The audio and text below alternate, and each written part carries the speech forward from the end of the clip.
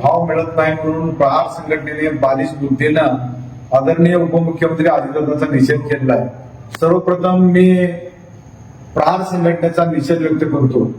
निदर्शन करणाऱ्या बालिश बुद्धीच्या लोकांना शेतीमालाला हमीभाव सरकार देत नसतं, कृषी मूल्य आयोगामार्फत त्याची अंमलबजावणी होत असते. कुठल्याही आंदोलनाची या लोकांना अनुभव नाही किंवा बुद्धी नाही. अशा आंदोलकांना खरं तर मानसोपचार तज्ञांची गरज आहे असे वाटते.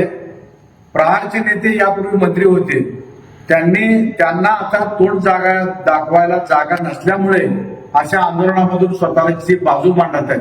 अशा बालिश बुद्धीच्या लोकांची खरी तर कीव वाटते.